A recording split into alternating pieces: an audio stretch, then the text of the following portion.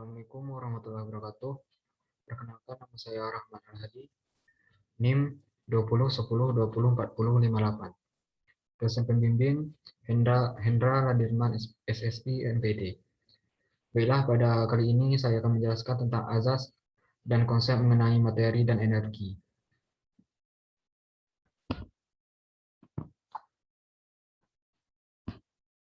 Yang pertama, energi dalam ekosistem. Energi adalah suatu yang dibutuhkan oleh benda agar benda tersebut dapat melakukan usaha. Yang pertama, hukum termodinamika 1. Energi dapat diubah bentuk, namun tidak dapat diciptakan dan dimusnahkan. Yang kedua, hukum termodinamika 2. Tiap perubahan energi dari suatu bentuk ke bentuk yang lain pasti terjadi degradasi energi dari bentuk energi berpusat menjadi bentuk energi yang berpencar. Selanjutnya, konsep produktivitas. Yang pertama, produktivitas primer kotor atau fotosintesis total atau asimilasi total. Yang kedua, produktivitas primer bersih atau fotosintesis nyata atau asimilasi bersih.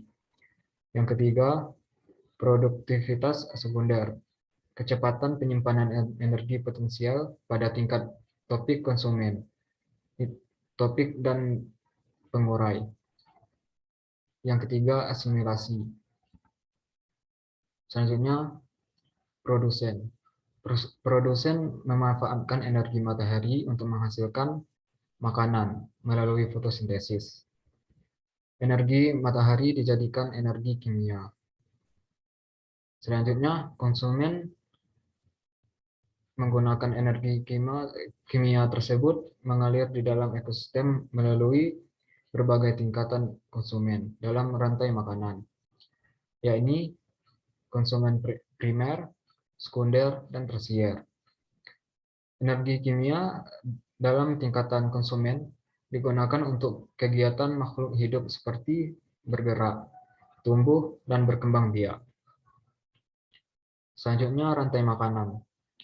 Rantai makanan adalah rangkaian proses makan dan dimakan antara makhluk hidup berdasarkan urutan tertentu yang terdapat peran produsen, konsumen, dan dekomposer atau pengurai untuk kelangsungan hidup. Secara sederhana, rantai makanan bisa dilihat secara runtut dari produsen, konsumen, dan pengurai. Jaringan makanan dapat dibangun untuk menggambarkan interaksi spesies. Semua spesies di jaringan makanan dapat dibedakan menjadi spesies basal, autotrof seperti tanaman, spesies perantara, herbivora, dan karnivora tingkat menengah, seperti belalang dan kalajengking, dan spesies puncak atau predator karnivora tingkat tinggi. Beberapa ilmuwan menyebutkan tingkatan seperti organisme dalam jaringan makanan dengan istilah tingkat trofik. Tingkat trofik tersebut menentukan bagaimana energi mengalir melalui ekosistem. Dengan adanya pengelompokan spesies di tingkat trofik, membantu kita dalam memahami hubungan antara spesies. Berikut dan selanjutnya, tujuan rantai makanan. Yang pertama, menggambarkan interaksi langsung antara spesies yang ada pada ekosistem itu sendiri, sehingga hubungan antara spesies bisa dibedakan mana yang termasuk dalam spesies basal, spesies peralihan, dan mana menjadi spesies predator puncak. Yang ketiga, sebagai penyederhana dalam memahami suatu hubungan antara spesies dan berfungsi dalam mempelajari kontrol atas ke kontrol bawah dalam suatu struktur komunitas. Yang terakhir, mempelajari kontrol atas ke bawah ataupun sebaliknya atau bentuk komunitas. Selanjutnya adalah proses rantai makanan.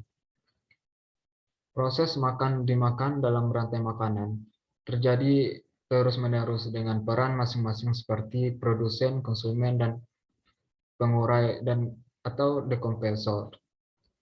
Apa itu produsen? Produsen adalah organisme yang mampu membuat makanan sendiri. Contohnya adalah tumbuhan hijau, dan selanjutnya adalah konsumen. Konsumen yaitu makhluk hidup yang bergantung pada makhluk lain karena dia tidak bisa memproduksi makanan sendiri seperti produsen. Selanjutnya ialah dekomposer atau pengurai.